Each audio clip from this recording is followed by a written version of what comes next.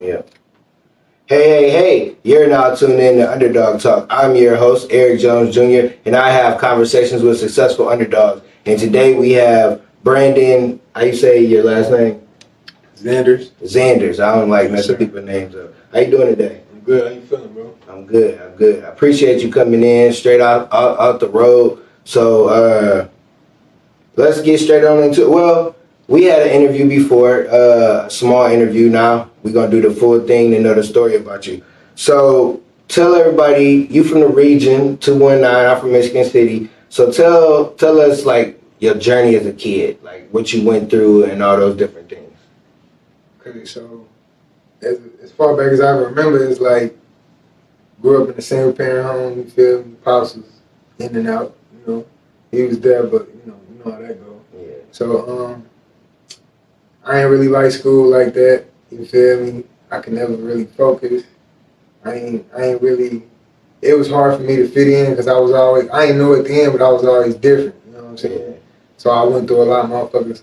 Yeah, you can test. Alright, so people, you know what I'm saying, they talk about me, they laugh at me, you feel me, try to put me down, all that. Went through all that, you know what I'm saying? I was in and out the hospital because I had surgery for like stomach problems and shit like that. Like I had to go get I don't want to get too deep, but Yeah. I had to, you know what I'm saying, basically get a lot of surgeries. I had bowel problems. So Yeah. from like, I'll say about maybe 5 to about, it stopped when I was like 11, 12.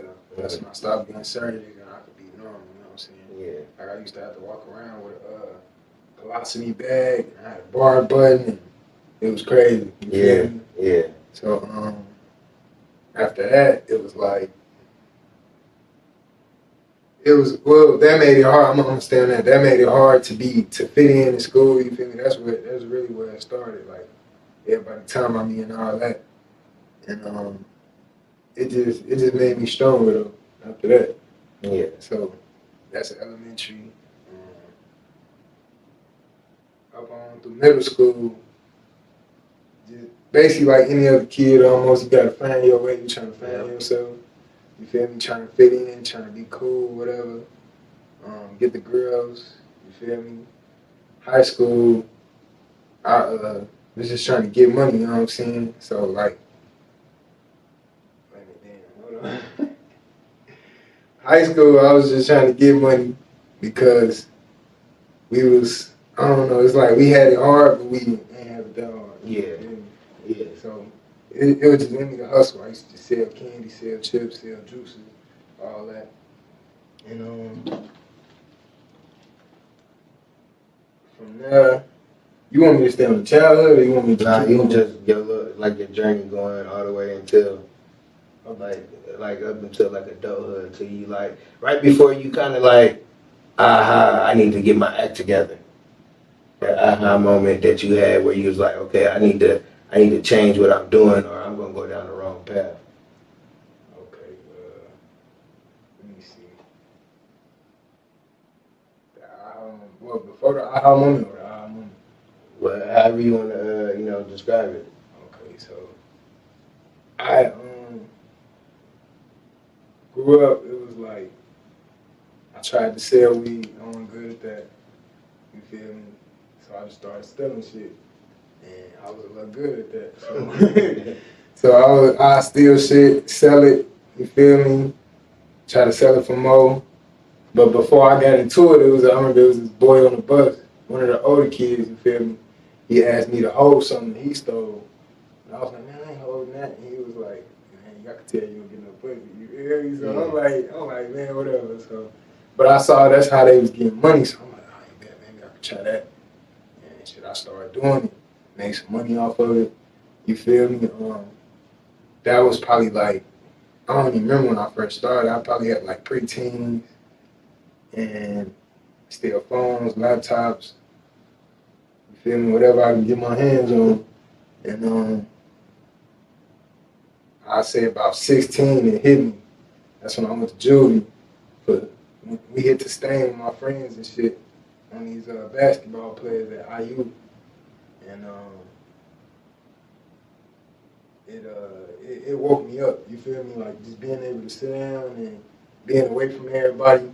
I realized that ain't how I want to go. You know what I'm saying? Yeah. So that's when I like just changed my whole life up. You feel me? Yeah, I feel you on that, and I understand the kids bullying you because I used to get bullied. I used to have surgeries, have cast on, all different kinds of stuff. So I understand that, but I wasn't going. I just couldn't. Like it got to a point where it's like, all right, y'all want to joke, I'm gonna joke back with y'all, and then people would be mad and we want to fight. It's like, why you want to fight me? You don't want to start, bullying me. So I stood up for I didn't get in a lot of fights, but I did get in some because I just wasn't going, man.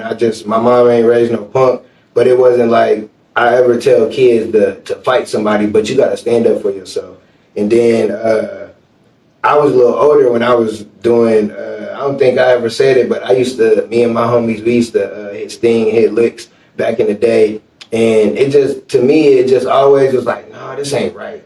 It's just something about it wasn't right. And I used to say that while we doing stuff. And it was like, no, this ain't for me. Because now being an adult and looking at it, I remember I got my car stolen.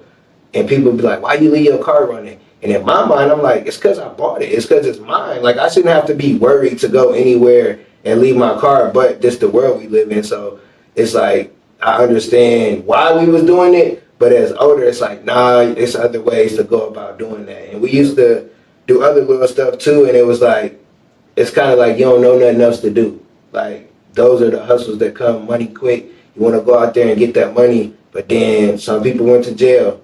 Nobody got harmed or none of that sort, but some people went to jail and now they got a record because we wanted to do the dumb stuff. So I definitely understand the reasons why, but then being an adult, you got to be like, there's other ways. So when you went to juvie, how was that? Like I've always known people to go there, but I never asked them like, how is it? How was juvie like being a teenager and then having to go be like kind of not locked up, but kind of locked up?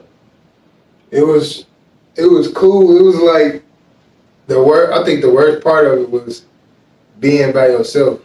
And that's kind of where I learned to be okay with being with myself. Yeah. You feel me? Because you sitting there, you faced with your thoughts, you faced with yourself, you got all these niggas around you, banging on the doors, yelling, screaming, you feel me? Like I remember my first night when I walked in there and it was just rows of niggas in the doors, in the windows, you feel me, banging on the door and shit like that. And I'm like damn, you feel me? Like I'm really in this bitch. Yeah. So I was just like, I could remember like, I'm gonna make it out. That's all I was thinking about. Yeah. And the whole time it wasn't even that bad. I'm thinking it's like the movies, you feel me? Yeah, that's like, you know what I'm saying? But the whole time it wasn't even that bad. It was juvie.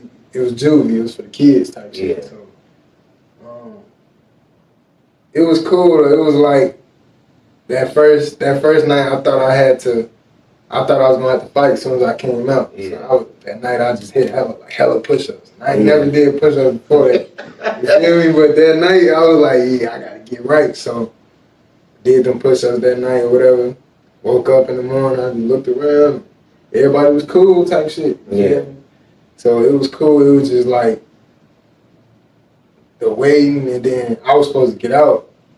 The waiting to get out was the bad part. Yeah. It was the fucked up part because it was like I was supposed to go home, but then my pops was like, "Nah, we gonna let him sit in there." I'm like, "Damn!" Like, alright. I was so mad I didn't even look at them when the judge told me, "You gotta go back," type shit. Yeah. I just walked back out. I remember there was these two little boys. They was sitting there crying and shit, and I'm like, "Oh man, y'all better feel me? Can't be doing that in here." I already knew that. So it wasn't too bad. I probably got into a couple of issues, but it ain't like escalate. You feel me? Like one time I'm sitting chilling like this, and the dude, he said something slick. So I got up and I squatted up with him. We squatted up. He like, "What's up?" I'm like, "What's up?" So, but ain't nobody swing because it was like, you knew. What I'm saying? Yeah, you knew if you swing, you gonna get more time. And I peeped what he was on. Like he was trying to keep me in there longer. Yeah. He knew I was finna get out. But he was in there for a minute. Yeah. So I'm like, "What's up?" Shit, and I'm just waiting on him to swing, never swing. I'm like, all right, shit, fuck it. You feel me? Yeah. But it was that one. And then, like the craziest thing I saw was probably, I had this homie in there. I ain't gonna lie, he was on good bullshit with everybody. So he kind of had it coming, you feel me? But he was like, they had this thing in there called, I think it was like code red or code green or some shit. And he'd be like, code red, and just start shit. Like, he'd take motherfuckers' trays and get in motherfuckers' faces, all that. So I guess one night they got tired of it. It's a group over there upstairs. We all downstairs watching TV and shit.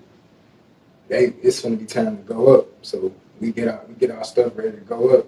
We usually go this way, and they go that way. Cause mine's is in the middle. His cell is at the corner. For some reason, he go that way to mess with some little white boy or whatever. He start trying to play fight with the niggas. So I go in my cell, put get my bed ready or whatever. I go back out. I'm like, look back. I'm like, damn, what the fuck he doing? He's still over there with him. So I'm like, all right. So I go back, and I come back. I just see him batting up. I'm like, what the fuck going on? So when I realized this nigga just rushed back, because like about 6 niggas rushed on him. Yeah. So he rushed back. Then he pushed my door closed and just started beating him, you feel me? So I'm just watching the whole thing go down. They got him up against the wall, leaking. He leaking, you feel me? I'm like, damn, I'm like, let me the fuck out. You feel me? Like, I'm trying to help him out, you know what I'm saying? And that shit was sickening to watch, but he got up. They all ran to their cells. So I'm like, damn, this nigga, you feel me? Yeah. That was probably the craziest thing I saw. Yeah, I'm sure, like, dang, that sound like a movie type thing, like where you in there and then the person you close to. But people in there gotta realize, like, sometimes, okay, you on bullshit, somebody else gonna be on bullshit, and people can only take so much. So when your pops left you in there, what lesson did you didn't learn? I know you didn't learn the lesson right away because you was mad. But what lesson do you think you learned by him making you stay in there longer? I think it was he let me know, like, whatever you do is gonna be consequences to it, and I ain't gonna be able to be there for you all the time. So, yeah, you're gonna have to stand on it on your own. You know what I'm saying? That was probably the biggest lesson, and it made me really change, because it was like, I remember my first day in there, and we in line going to what's called brunch or something like that. I'm like, man, that's sweet. I'm coming back. I ain't gonna lie, like it's stupid, but it was funny back then. You feel me? I'm like, oh, this is sweet. I'm coming back. So then I go to court. I'm thinking I'm finna get out. Everybody telling me I'm finna get out. He telling me I gotta stay in. I'm like, damn. So yeah. Back to the point. That's another thing it taught me. It taught me that I really need to change. You feel me? Yeah. That it changed my mindset, because it went from, oh, I'm coming back to, I ain't coming back. You know what I'm saying? Fuck that. Yeah, because sometimes people go in, come back, go in, come out. I got a young homie from probably 12 or 13. He been in and out, because that's like, he kind of only know that. But that's a good lesson to learn about consequences, because I think some young people, they don't think about it. Like, I'm going to just do this, but there's always consequences. Them consequences might not come when you think. They going to come later, because it's called karma. Like, I'm sure stuff that happened to me later in life is because the dumb stuff I was doing when I was younger. And we don't realize that them consequences, they come, and they don't care where you at in life, what you got going on. Like, they gonna come and they gonna get you. And sometimes they gonna get you with some handcuffs. I remember I ain't never been locked up where they booked me or nothing, but I've been in handcuffs and went down there. And I remember I was in for just one day, 24 hours, and I'm looking around. It's cold. I looked at the food. I said, no, this is not me. I would never, ever, like, do nothing. It was because I had a bad license, but it was like, no, I'm definitely not coming back in here. I don't even see how people do it. Like, in that little time, I seen somebody try to attempt to commit suicide. It was almost a fight. I'm like, yeah, I don't weigh but $140. I can't be in here. And sometimes it takes somebody to go and see that. Because I got a partner, he was 20. He went and done some dumb stuff and got attempted murder. He been in there almost 8 years. Like, he's like, man, this ain't quick. There's so much stuff that happened in life. He done missed his whole 20s because of one dumb mistake that you do. And we got to realize, one dumb mistake will take you out. Because I remember that stealing. Mom, forgive me, but I used to steal when I was good at it. Like you said, they used to call me Sticky Ricky because I was smooth. Because most people wouldn't think, oh, the kid with the short arms, he ain't gonna be on that. Man, I was so slick, but I didn't get caught then, but I'm sure that karma came back. Yep. So after you got your act together a little bit, you turned a young adult. What was life like after that? After juvie, like where your mindset changed? Like what did you do? Like what did you do when you got out? Did you like, all right, I'm gonna finish school, or did you do something else? I was like, I got to finish school because I got to pick up where I left off, and I got to just stay on the straight path. And then that was really what my I don't know if it was called parole. It wasn't parole officer, but the motherfucker that let you out and make sure you straight. She's like, oh, you gotta go to school. You can't do no fights. You can't do this. You can't do that. So I'm like, I gotta go to school. We probably had like a month left. You feel me? So I went back to school. I was like, I ain't stealing shit else. Even though your motherfucker might steal like candy or something, but I'm like, I ain't finna do no big shit. I ain't finna, you know what I'm saying, crash out. So I just changed, bro. I stopped doing what I used to do. You feel me? I finished school. I think I finished school. Matter of fact, I finished it for that year. Yeah. And then that's a whole nother story about the school shit. But I finished it for that year. And just changed up and stopped stealing shit. Pretty much. Stop doing the big shit. Yeah. Yeah, because I'm glad because you understood, like, no, it ain't worth it. So, after school, like what, like as a young adult, because you still, how old are you? I'm 24. Yeah, so you still young. So after, you finish with school, you turn 18, you're an adult per se, what you start doing? Do you go to college? Do you go get you a job? What do you do after that? So after that, fast forward, when we went back to school, like when I got off all the, got my shit expunged and all that, I was still I was back on the dumb shit a little bit, hanging with who I used to hang with, you feel me? And what got me up out of there, what got me out of school was this one dude, he had said something about my uncle or whatever. So I followed him, got suspended for that, and I tried to come back and said, it's either you we gotta let you go or he gonna press charges type shit. So my pops was like, I don't want him to press charges, so he took me out. So I was just at home trying to get a job, couldn't get a job, trying to figure out what to do, you feel me? And then Gary didn't really know jobs like that anyway, so especially for like a 17-year-old, so I'm like, man, damn, what I'm finna do? Motherfuckers was always telling me like, bro, you should go to Job Corps, you know what I'm saying? You can get your diploma, get this, get that, so I'm like, all right, they been telling me that when I was 16, but I'm like, man, I ain't trying to, you know what I'm saying? I ain't trying to leave right now. Yeah. But around this time, it was like, it wasn't nothing else to do. You feel me? So I ended up signing up for that. I had to stop smoking to go there. So I stopped smoking. I stopped hanging with my homies so much because they was trying to go a certain way and I wasn't trying to go that way anymore. Yeah. So I kind of fell back from them, you feel me? And then got ready to go to Job Corps. I went there. I was in there for like about 2.5 years.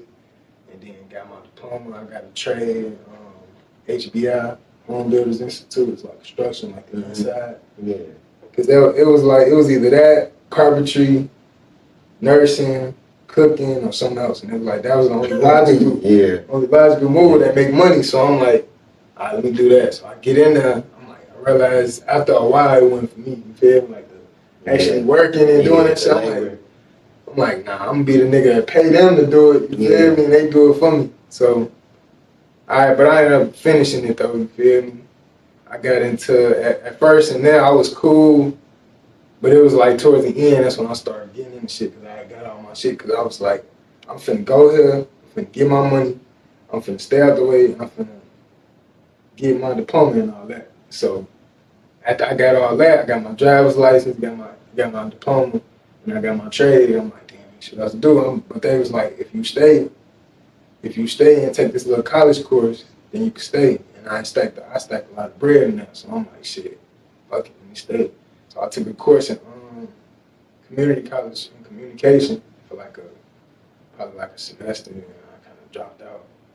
And I'm low key glad I did because it definitely helped me like learn to communicate better. You know what I'm saying? And while I was in there, while I was in Job Corps, I did exactly what I said I was gonna do. I got my money. You know. I don't know if you heard about Job Corps, but in that like squares, they paying for them. Yeah. So I'm trying to figure out a hustle. You feel me? And somebody put me on game about that. I'm like, I bet how much they bound for. He said $1. How much it cost? It was probably like $6 a box back then. So I'm like, I bet I'm finna start selling squares. Started selling squares, selling snacks. It was the same shit from school for real, but I was more low key and I stayed to myself because I learned from it. Yeah. You know what I'm saying? I'm like, I'm just stay to myself, get my money, stay out the way, and do my thing. So all the staff and security fucked with me because I was on my stuff. So they like, oh, you a good kid, woo woo. So they weren't expecting me. You know what I'm saying? Yeah. So I was doing that. I had the Adderall because the white boys they want to pop the Adderall and shit. So I acted like I couldn't. I ain't really act like, but it was hard for me to focus in school anyway. Yeah. So I went to the little prescription dude. Was like, man, it's hard to focus. I need some Adderall. You know what I'm saying? Ooh, so I got some of those. Started getting them off. You feel me? Started getting them off at my job and Job Corps. And then, I thought I made my little money off of that. I was like, I need to get a job. Start working at this factory. Started making like 12 something an hour. Stacked up hella bread. After that, after I went through that, I'm like, I need to. It was. I think I wanted to have fun because I got tired of working. I was always working, work, go back. You know what I'm saying? Back and forth, taking the bus, catching rides, walking. So I'm like, man, I need a car. So once I bought a car, that's when I started buying all the clothes, the jewelry, getting into stuff. You feel me? Messing with the females and all that. So then,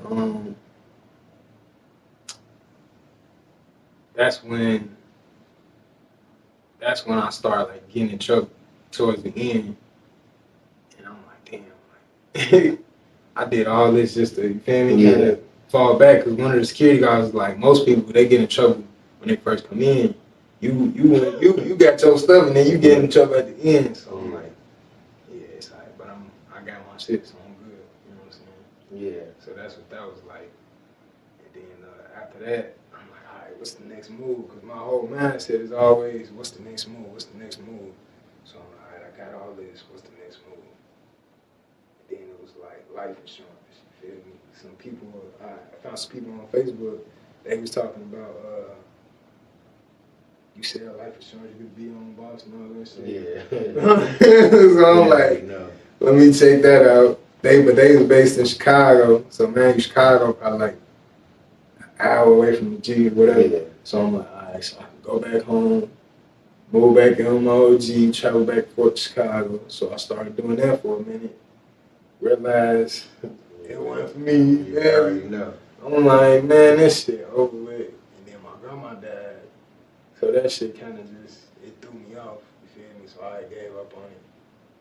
And then, I think I was just at home. After that, I was just at home doing whatever. You feel me?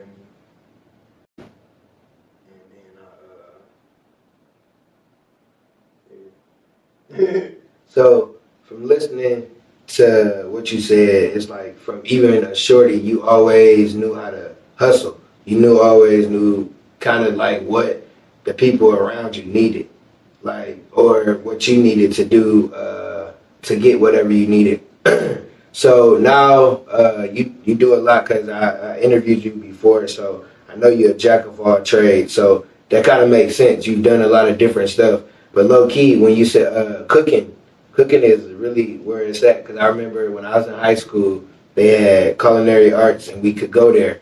I was in the class, right? My homie that did all the cooking, that did all the work. Now he got a food truck, he got a little restaurant and everything because he was the one that actually did it. So I wish I would have actually would have been cooking and did what I needed to do in school. Like you said, you took that one course. Like I took several courses, but I never paid attention to it. Like I don't remember school. I hated school, and now I'm a teacher and I work in the schools. It's weird to me that happens. But now it's like I understand the importance of learning and getting the education, and not necessarily the education that they give you. Like you can learn certain stuff at school, but you need to learn certain skills. I think they need to teach you more skills in school instead of The basics. because a lot of stuff like it don't help you. Geometry ain't gonna help me. Like Right. like you need to learn entrepreneur, like money. I feel like money classes should be in there because we don't know how to deal with money until we get older. Right. But And it's too late by then. yeah, like I'm in 30, 35 plus, and it's like I just learned a few years ago, like money and everything is really discipline. I was just interviewing a person. It's really discipline. If you know how to, if you know money and then you just discipline, you'll be able to have the money. So you're a jack of all trades. You do different stuff. How do you balance life? Like with having a girl, with having family, with hanging out with your homies, but then also understanding there's more to life than just kicking it. You got to do all these different things. So how do you balance everything? I try to, I don't know, it's kind of a hard balance for real. I feel like I'm just now learning to have that balance between having fun and giving time to family and still hustling, you feel me? But I just try to like divide it up. Like I try to utilize every minute, every hour, every weekend, every week, you feel me? So during the week, I work 5 days a week, except for today, type shit. I work 2 days, but when I'm not at work, I'm trying to either study, trying to read, trying to exercise, or if something come up like an event, like go out with my homies, boom. Sometimes I go back home, boom, there's family, you feel me? So I just kind of like, I try to organize it, you know what I'm saying? Or just spur of the moment, I'll be like, oh, let me go see my homie, let me go see my family, let me go do this. That's really what I do. I kind of like do it off the moment type shit. Yeah. Like, all right, let me do this. I'm doing too much of that. Let me go do this. You feel me? Yeah. So that's kind of how I balance it. Yeah, I'm still working on that. Like, cause my son, he come over on the weekend, so I try not to have to work, but like this weekend, like it was just busy. Like I'm like, bro, I'm sorry, I got to get this stuff done. But he also was having fun. I also understood, all right, at some point in the day, we gotta have fun, or at least set him up to where he have fun. Cause I don't want to always be working, but then it's like you gotta explain to your friends or your family, like, hey, I gotta do this right now. Like it's hard work first and then play later. Cause you young, you 20. Like when I was your age, man, I wasn't thinking about no working, none of that. I was partying, having fun. Like 24, I wasn't thinking about none of that. I was just living life. I wasn't even thinking about a year later. I was thinking about just making it through the day. So I applaud a lot of y'all young people that are getting it at a young age because we wasn't thinking about that. So you got a job and you got a hustle. You got your music. What inspires you to make songs? Like, is it is it people or is it life or is it just stuff that pop in your brain that inspires you to make the music that you make? That's a little bit of everything that you said. Like I could be like we talking right now, and you might say something that's catchy. I'm like, oh damn, that's catchy. Let me round that with something. You feel me? When you say something that round, I'm like, oh, let me write that down right quick. It'd be that, or it'd be like my story, what I went through. You feel me? Or like people, what they go through. Like, let me write about that. You know what I'm saying? So it's really a balance of all of them. You feel me? Or if I like, I read a lot too, so that really helped me with the putting it together and the sequencing of it. You know what I'm saying? Yeah. So that's what really inspired me. And like I said, like therapy is therapeutic. Yeah. Like I said last time.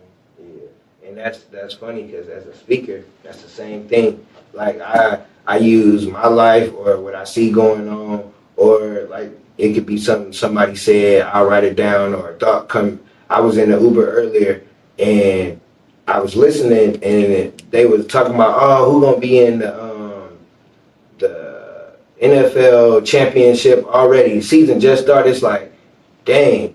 Do we think about when we gonna be in the championship of our life? We always predicting and be like, oh, I think my team going, but when your home team, actually you gonna make it to the championship. And I just thought about it. I'm like, okay, let me write that down so when I get out, I can do a video. So it's like the same with a speaker and a musician, like different things, inspire you. So still being young, because 24, yeah, you still young. What is the goal for you, like the long run? Because I know you do a lot of different stuff, but what is your main goal for by the time you 30?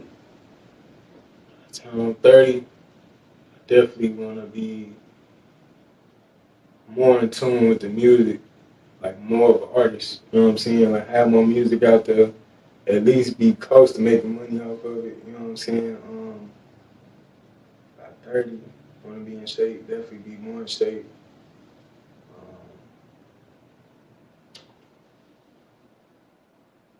by 30, yeah, more music, more into the music, more in shape, more focus, more discipline, just more everything, more life. You feel Yeah. me? And I like that you said more in shape because I didn't understand when I was in my 20s that you got to prepare for your 30s because when you hit your 30s, like your body start hurting different. Like it's the recovery ain't the same. Like if you go out and you might go drinking when you in your 20s, you boom, you gone. 30s, you might be down for a day or two. So that's good. With the music, what's some of the hardest challenges you've had right now to like get your music out to the world? Um, I would say, I guess getting people to pay attention. That's one of the big ones. You feel me? How to market it. You know what I'm saying? And another one is trying to get my shit on the DSPs, like the distribution platform. Yeah. You feel me? Getting that copyright, like getting all the logistics and the, you know what I'm saying, the paperwork and all that shit together. It's really not much of a challenge.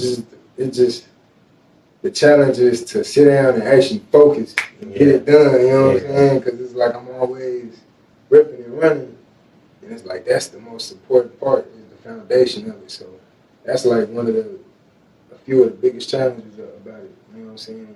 I like that you said that because people don't realize the foundation, the paperwork. Like if you don't have that paperwork, if you don't have like stuff in store or the copyright and stuff, like you could be hot, it could be booming, but then 2 years down the line, somebody like, oh yeah, you this already copyrighted or whatever. So I definitely understand that. I think sometimes we miss the basics or the logistics of stuff. Like, cause growing up, we see hustlers, we see people on the move. That's cool, but to have ownership and to do it the right way, you gotta have, like you said, that foundation of that paperwork. So I definitely understand it. But see, for a podcast, it's easier because you could just sign up to like Anchor or different little things and it distributes everywhere. So it's easier for you to do it that way than it is, with music. So how do you know when you got a hit or you got something that you like, all right, boom, you didn't record it 20 songs, but you only picked one out of that 20 songs. How do you know that's the one? I think just off the vibe of it. Or sometimes you don't know. Sometimes you could just be making a song and to you might not like it, but somebody else be like, oh, fuck that, ooh, you know what I'm saying? And like, damn, I didn't even know. Or sometimes you could hear it and you be like, it just clicked, you know what I'm saying? It's vibe, it's easy to listen to, the mix and mastering is good, everything about the song is just good. You just know it's right. You feel me? Yeah. So that's what I feel like. That's how you gotta hit. I feel you on that because back in back in the day, I rap, but I'm more of a freestyler. But I made a couple songs, and I remember like the one song. I'm mad. I don't know what happened to it. Oh well, my bro, he ended up getting locked up, so we didn't really get to put it out. But I remember it was like a nice song, and I was like, man, this is a hit. Or when I do videos, some of the videos I be thinking that's fire. Then I be like, when I'm done, I'm like, yeah. They don't even be like that. But then the ones I just do real quick, them be the ones that get the most views and stuff like that. I be like, dang. So it's really, and I think for people that's listening, like no matter what you do, if you got an audience, remember what your audience like. Like if it's music, say you got 2 or 3 songs and one song got a little more views, a little more likes, maybe that's the kind of music that the people want from you. Or if you, whatever you do on social media, go to your views and understand your audience because they're going to tell you what they want to hear from you. Now, it ain't always about what you want to put out. It's about what they want to hear from you. And you like that'll help build a audience. So, Real talk. what's your goal before the end of the year with your music? Definitely get it on the DSPs. You feel me? Get it on the DSPs. Get it. Put more of it out. Probably like, let me see, we got like 6 months left. Mm-hmm. Yeah, probably like definitely more of it out. Get more videos done. Cause I got hella songs in the vault. I just need like more videos, and I need to get it on the DSPs, and I need to get it like I said, like the copyright and all that shit. Yeah, so that's my goal by the end of the year. You feel me, with the music. Yeah, that's definitely important. And then with the videos, it's this dude, he a white dude, and he do videos, but he'll walk up to like a hot rapper and be like, "Hey, shoot a video for free, but shoot it. It only take like 10 minutes." And he just do. It'd be like this. He could be like, he saw you outside, come in and do a music video in here, and it'd be looking fire. So I love that, like how videos turn out. Like when somebody do a video, like back in the day, you watch a video, you be like, oh, okay. But now to be with the cameras and the mics and stuff, and to watch like somebody create it, that's like dope. Do you do your own stuff? Do you have a videographer? I have a videographer. But do you have the vision in your head of what you want to do, or do you kind of like let them do it? In the beginning, I let the videographer do it. You feel me? Shout out Hollywood Tone. You know what I'm saying? He got me started with it. Yeah, like put the vision together. Like for this one video I got called Up Now. I don't know how he did it, but he made it hard. You feel me? Like he called up this girl. Woo. We went over there. She got in the video, but before that, we had shot scenes in other places, and I'll be like, shit, we ain't gonna finish tonight. He was like, nah, I could see it. I could see, you know what I'm saying? I could see something else for it. So we had waited a little bit, then we finished it later on, and that motherfucker came out hard, and that's like my most viral video. You feel me? But now, I mainly come up with the vision. I think about how I want it to look. I think about how the song sound, like what it look like before it's recorded, like before the video recorded. Mm-hmm. And I tell my cameraman like, oh, let's go here. I want to do it like this and see if you can do this and all that. You know what I'm saying? Yeah, that definitely shows growth, because sometimes you could let somebody else do it.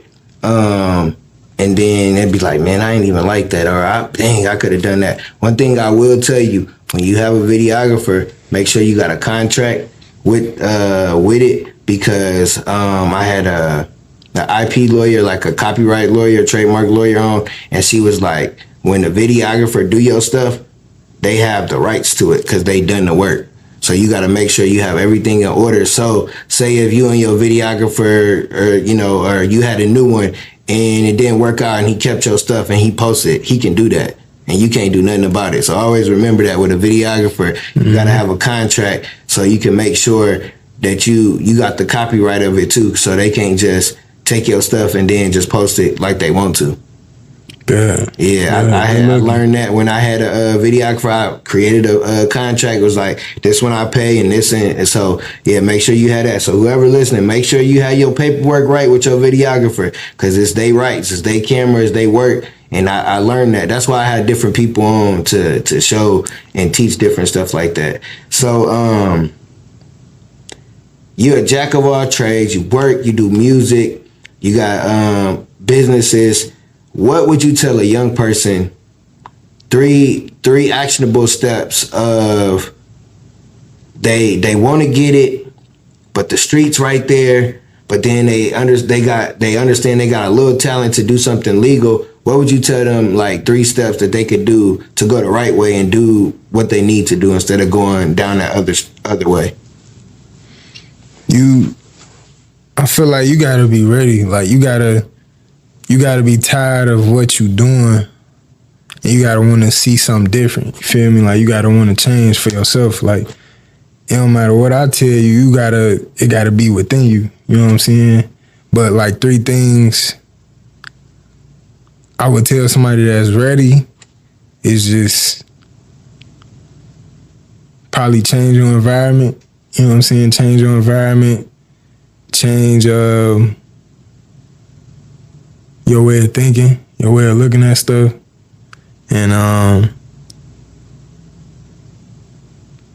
really sit down and make a plan. Whether you write it down or whether you got it in your head, just think about the move you will make to get away from that, or to stop doing that and do what you good at. That's legit. You know what I'm saying? That's what I would say. Them 3 things I would say for real. I love that, because like you said, you could talk to you blue, and unless they got it in them, unless they want it, they ain't really gonna do nothing. Because a lot of times when we was younger, you know, somebody was telling us, do this, do that, do this. We ain't do it right away, and it took us to bump our heads a couple times. But like you said, like, if it's in you, go and do it. It ain't gonna be easy, because struggling is hard, and getting money is hard, and being wealthy is hard, and doing the right thing is hard. So it's all about what hard you want to go about. Definitely doing the right thing. Yeah, definitely is. Yeah. So tell people how they can reach you on social media. I got a Facebook, AIB Ran, AIB-RAN. YouTube, same thing. Instagram, B_RAN, run it up all together.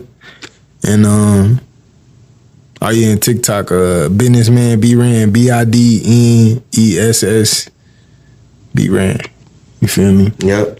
Appreciate you coming back on, man. Definitely love to hear different people's stories, and you from the region. I'm trying to think how many people. You might be the first person from the region that I've done in person. Everybody else been from NAP, because it's a different kind of energy up there up north than it is anywhere else in the world.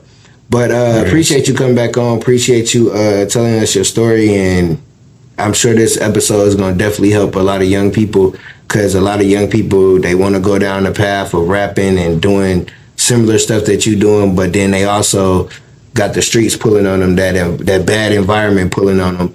And just from hearing your story of you was in that situation and you was like, I really don't, because some people don't get that just juvie. They get some time, they do a bid, and then they got to come out and try to, you know, restart. Definitely. So appreciate you. Give us a, I hate saying closing word. Give us a ending statement. Yeah, ending statement. You know what I'm saying? Let me see. Oh yeah, I got it. You feel me?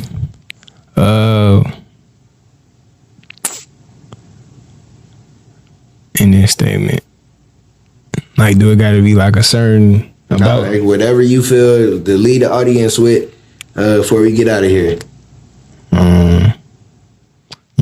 Use what everything happened for a reason. You feel me? Use what you went through to learn from it and to teach people and to inspire people, and most importantly, teach yourself and inspire yourself to keep going. You know what I'm saying? Like, everything happened for a reason, good or bad. Use it to your advantage. You feel me? Like, I use pain. Like, it's amazing what pain can do for you. Like, how it can either make you strong or it can make you weak. You know what I'm saying? It's on you at the end of the day. You know what I'm saying? Like, I would say just learn to use pain. Learn to love pain. You feel me? It's power in it. It's On power. that note, keep being great. Hit that red button. Yes, sir.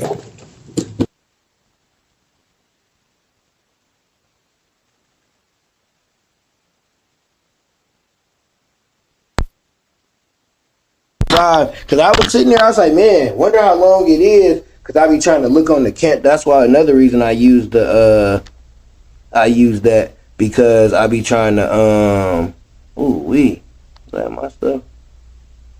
Where is what I'm looking for?